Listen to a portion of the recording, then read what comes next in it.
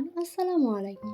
Welcome back to my channel mafia blog video. যে যেখান থেকেই দেখছো, আশা করি তোমরা সবাই আল্লাহর অশেষ রহমতে ভালো আছো, সুস্থ আছো। আমরাও ভালো আছি, সুস্থ আছি, আলহামদুলিল্লাহ। আজকের ভিডিওটা এখান থেকেই শুরু করলাম। আই হোপ তোমাদেরকে খুব ভালো লাগবে। রমজান মাসের প্রথম দিকে ফুলের গাছগুলো লাগিয়েছিলাম, তো এর মাঝে আজ হচ্ছে 27শে রমজান, মানে আজ আমরা রাত জাগবো 27শে রমজান। তো এর মাঝে গাছগুলো অনেক বড় হয়ে গেছে, ফুলও ফুটেছে। আর প্রথম ইফতারি করার পর ডালিমের বীজ ফেলেছিলাম, তার সঙ্গে ডালিমেরও গাছ হয়েছে, খেজুরের গাছ, মৌসুমির গাছ, মানে যা যা বীজ ফেলেছিলাম সবই গাছ হয়ে গেছে। তো খুবই ভালো লাগছে। যেদিন বাড়ি যাব ঈদে, তো তখন ওই গাছগুলো তুলে নিয়ে চলে যাব, বাড়িতে লাগিয়ে দেবো। আর ওখানে বিড়ালটা আছে, অনেকক্ষণ ধরে মেও মেও গেছে। ছোটোবেলায় ওকে বিস্কুট হাতে ধরিয়ে ধরিয়ে খাওয়াতাম, এখন তার পরিবর্তে অনেক জ্বালাচ্ছে, কি বলবো আর। তো ওকে ডাকছি, আয় তোকে খাবার দেবো, কিন্তু ও ভয়ে পালাচ্ছে।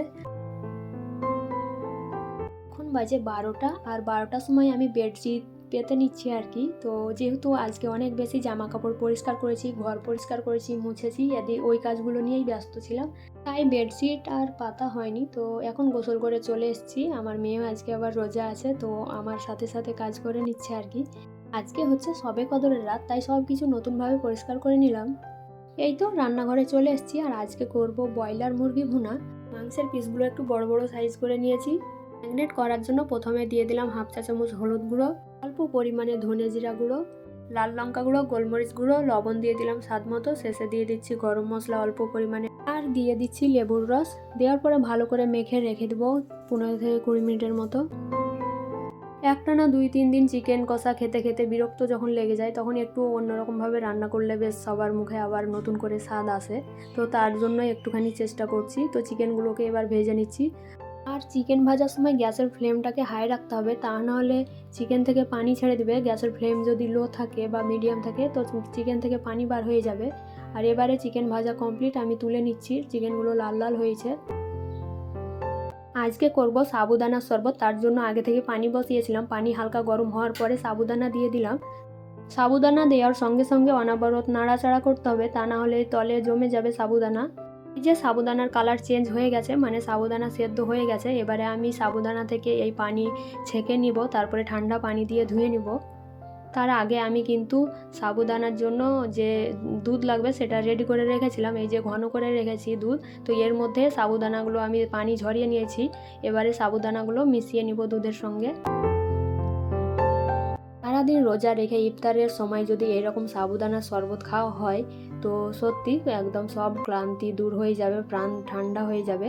তো সাবুদানা মেশানোর পর এতটাই ইয়াম্মি লাগছে, দেখতেই পাচ্ছ মানে কতটা মজা হয় এই জিনিসটা। যারা খেয়েছো তোমরা তো জানো অবশ্যই, আর যারা খাওনি তোমরা বানিয়ে খাও, দেখবে ইউটিউবে অনেক রকম রেসিপি আছে এই সাবুদানার শরবতের। তো তোমরা সেখান থেকে দেখে নিয়ে করে নিতে পারো। তো এরপরে আমার ঘরে যা ফল ছিল সেগুলোই মিশিয়ে দিলাম। এবারে ড্রাই ফ্রুট উপর থেকে ছিটিয়ে দিলাম, যা যা ছিল আমার ঘরে, কিশমিশ, চেরি আর বাদাম কুচি করে নিয়েছিলাম। তো আজকের সাবুদানাটা আমার একটুখানি ঘন হয়ে গেছে, আরও অন্যদিন বানিয়েছিলাম এর থেকে সুন্দর হয়েছিল, কিন্তু আজকে একটুখানি ঘন হয়ে গেল। তো আজকে ইফতারে শুধু দুধের খাবার বেশি। রসমালাই আছে, সাবুদানার শরবত আছে, মহব্বতের শরবত, মানে তারপরে দই আছে, কত রকম যে শরবত। আজকে শুধু দুধেরই খাবার হয়ে গেছে। আর আলফিয়ার পাপা তো মসজিদে ইফতার করে আসবে, তারপরে মহব্বতের শরবতটা খাবে, তার জন্য রেডি করে রাখছি। তো আমি এখন তরমুজ মিশিয়ে নিব মহব্বতের শরবতে। এখন তো ইউটিউব খুললেই শুধু মহব্বতের শরবতের নামে কত সুন্দর সুন্দর কথা খুব শুনতে পাওয়া যায়, মানে সব মহব্বতের শরবত খেলে বেশি মহব্বত বেড়ে যায়। তো আজকে আমরাও করে ফেলেছি মহব্বতের শরবত, আর এর মধ্যে এবারে রবজা মেশাতে হবে। তবে আমি রবজা মেশানো শরবত খেতে পারি না, আলফিয়ার পাপা শুধু খাই রবজা দিয়ে। আগের দিন ঈদের শপিং কমপ্লিট করেছি, এই ভিডিওর শেষে দেওয়া আছে, তোমরা কিন্তু দেখে নিবে। পুরো ভিডিওটা দেখলে বুঝতে পারবে যে ঈদের কালেকশান এবার কত সুন্দর সুন্দর।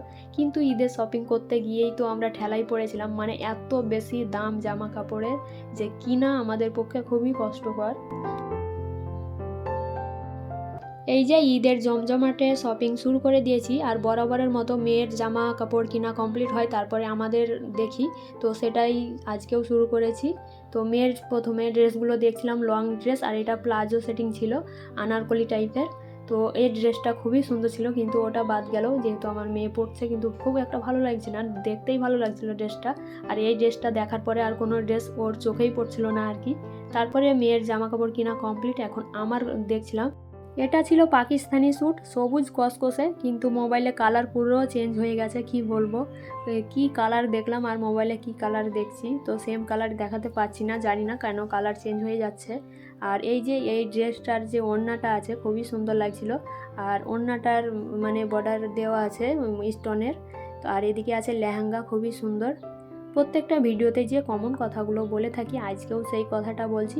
আজকের ভিডিওটার কোনো অংশ যদি তোমাদের ভালো লেগে থাকে তো প্লিজ একটা লাইক দিয়ে দিও।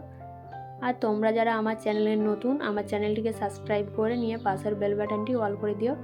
আর যে বন্ধুরা অলরেডি সব কিছু করে দিয়েছো তোমাদের অসংখ্য ধন্যবাদ জানাই। তোমরা যদি চাও তোমাদের ফ্রেন্ড এবং ফ্যামিলির মাঝে শেয়ার করে দিতে পারো, ফেসবুক, হোয়াটসঅ্যাপের মাধ্যমে, আরও যে সোশ্যাল মিডিয়া আছে সব কিছুতেই শেয়ার করতে পারো আমার ভিডিওগুলো। মাশাআল্লাহ, লেহেঙ্গার কালেকশনগুলো কত সুন্দর ছিল তোমরা দেখতেই পেলে। আর আলফিয়ার পাপা ওদিকে ওর প্যান্ট শার্ট দেখছে আর আমি ভিডিও করছি একটু একটু করে। এই যে আমাদের রাজকুমারী মনের মতো ড্রেস পেয়েছে, তাই এদিক আর সেদিক মহা আনন্দে ঘুরে বেড়াচ্ছে। আমরা এবার ঠিক করেছিলাম এই রোজা রেখে কোথাও দৌড়ঝাঁপ করব না, যেখানে যা কেনাকাটা করব সেখানেই সবার কেনাকাটা করে নেব। আর সেটাই করছি, মনমোহিনী মলে চলে এসেছি, সবার এখানেই হয়ে যাবে আমাদের। এদিকে আলফিয়ার পাপার কেনাকাটা কমপ্লিট হয়েছে, এবার আমার দেখছি, আমি শাড়ি দেখছিলাম একবারে হালকা পাতলা নরম, যাতে পরে কোনো রকম প্রবলেম না হয় এই গরমে। তো সেই রকম শাড়ি দেখছিলাম, আর শাড়ির কালারগুলো খুবই সুন্দর ছিল, ডিপ কালার। তবে মোবাইলে কালারটা পুরোপুরি চেঞ্জ হয়ে যাচ্ছে। আমি আগেও বলছি যে কোনো ড্রেসের কালার পুরো চেঞ্জ হয়ে যাচ্ছে, জানি না এই যে কাপা কাপা হচ্ছে আর কালার চেঞ্জ হয়ে যাচ্ছে। Deep colour, light colour sari তো দেখা চলছেই, তবে কোনটা পছন্দ হবে জানি না। আর এখন তো দেখা যাক কতক্ষণে আমাদের শাড়ি পছন্দ হচ্ছে। এদিকে লং গ্রাউন্ডটা আমি ভেবেছিলাম সবটাই স্টোন বসা আছে, কিন্তু না, এক ধরনের যে কি বলে ওটাকে আমি জানি না, ওইগুলোই বসা আছে আর কি, বলতেও পারলাম না বুঝিয়ে তোমাদেরকে। আর এটাতে আছে স্টোন থেকে শুরু করে সব কিছু। এই গ্রাউন্ডটা খুবই সুন্দর লাগছিল। তো আলফিয়ার পাপা বলছে একটা গ্রাউন্ড নিয়ে নাও, না বলছে গ্রাউন্ড পরে আমি রেডি হয়ে থাকবো, কি আমার জন্য কাজ রেডি হয়ে থাকবে ঈদের দিনে, তাই গ্রাউন্ড পরার কোনো সময়ই থাকবে না। আলফিয়ার পাপার একটা প্যান্ট শার্ট হয়েছে নেওয়া, আর একটা শার্টের পিস নেব, তার জন্য রেমন্ড শোরুমে চলে এসেছি। এবারে আমার জন্য চুড়িদারের পিস দেখছিলাম, আর আমি ভেবেছি এবারে চুড়িদারের পিস নেব, তবে ডিপ কালারের। তো দুটো চুড়িদারের পিস ভালো লেগেছে, তার জন্য দুটো পাশাপাশি রেখেছি, যেটা সব থেকে ভালো লাগবে সেটাই নেব। তো কোনটা নেব সেটাও ভাবছিলাম দাঁড়িয়ে দাঁড়িয়ে। এবারে আমরা মল থেকে বাইরে যাব, আলফিয়ার জুতো কেনার জন্য চলে এসেছি জুতোর দোকানে। তবে জুতো কেনা হয়ে গেছে, কিন্তু সেটা ভিডিও করতে পারিনি, কারণ এত বেশি ভিড় দোকানে যে ভিডিও করা কোনো সম্ভব ছিল না। তো এবার হিজাব কিনবো একটা, তার জন্য ছোটোখাটো দোকানে চলে এসেছি। আর বড় দোকানে দেখবে হিজাব পাওয়া যায় না ঠিকঠাক, আর হিজাবের দোকানে হিজাব ভালো মতো পাওয়া যায়। যেদিকেই তাকাচ্ছি লং গ্রাউন আর আনারকলি আর লেহেঙ্গা। আজকের মতো এখান থেকেই বিদায় নিচ্ছি, তোমরা সবাই ভালো থেকো, সুস্থ থেকো, আসসালামু আলাইকুম, ঈদ মোবারক।